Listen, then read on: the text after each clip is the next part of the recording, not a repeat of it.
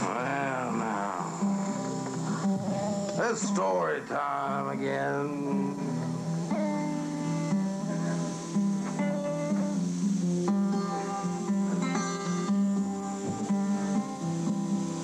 I'm going to tell you a story about a truck driver. Now, the story was written by a guy named Red Sovine, and it's called The Ballad of Big Joe Phantom 309.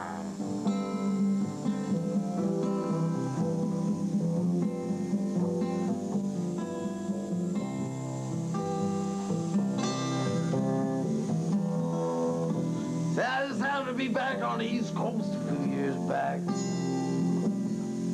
I was trying to make me a buck like everybody else. I'll be damned, times didn't get hard. Christ, I got down on my luck. And I got tired of just roaming and bumming around. So I started thumbing my way back to my old hometown. You know, I made quite a few miles in the first couple of days. You know, I figured I'd be home in a week if my luck held out this way. And you know, there was the third night, though, and I got stranded. And it was out at a cold, lonely crossroads. As the rain came pouring down, man, I was hungry. Yeah, I was hungry, tired, freezing. Caught myself a chill. It was just about that time. Yeah, it was just about that time that the lights of an old semi topped the hill. Should have seen me smile and heard the air brakes come on. And I climbed up into that camp right into it before. The wheel? Well, at the wheel said a big man, and I have to say he must have weighed 210. As he stuck out a big hand and said with a grin, Big Joe's name. And his here rig's called Phantom 309.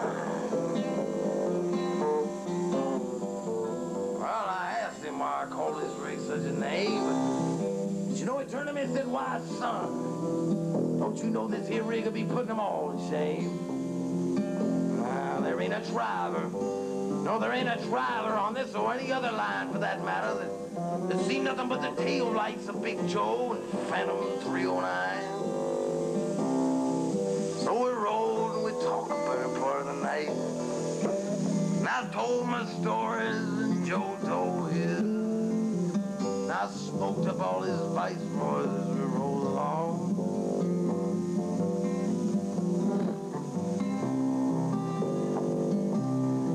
Pushed her ahead with 10 forward gears, man. That dashboard was lit like the old Madame LaRue pinball. Serious semi-truck. Till almost mysteriously, well, it was the lights of a truck stop that rolled into sight. Joe turned to me and said, I'm sorry, son, but I'm afraid this is just as far as you go. You see, I kind of got to be making a turn just up the road a piece. I'll be damned if he didn't toss me down as he threw her in low. He said, go on in there, son, and get yourself a hot cup of coffee on Big Joe. I mean to tell you, when Joe and his rig pulled off into the night, man, nothing flagged. It was clean out of sight. So I walked into the stop. Well, I ordered me up a cup of mud. Say a Big Joe setting this dude up. It got so deathly quiet in that place. Yeah, it got so deathly quiet in that place. You could have heard a pin drop.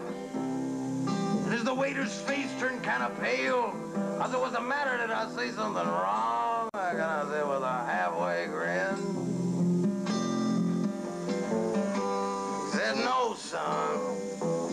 You see, it'll kind of happen every now and then.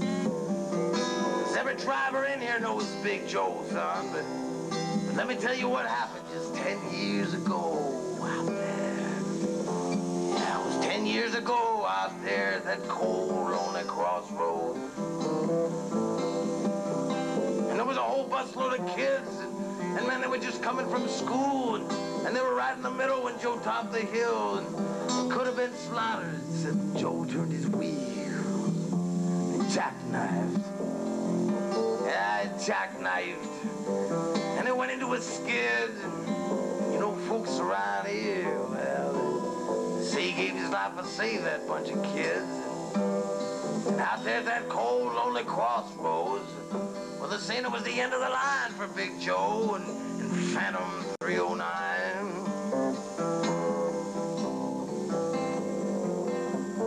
It's funny, you know, 'cause every now and then, yeah, every now and then, well, when the moon's holding water, well, they see that old Joe stop and give you a ride. Seems just like you, well, some hitchhiker be coming by. So here, son, he said to me, you get yourself another cup of coffee. It's all in the house. I kind of want you to hang on to that dime. Yeah, I kind of want you to hang on to that dime as a souvenir. I want you to keep that dime as a souvenir of Big Joe. Of Big Joe and Phantom. Big Joe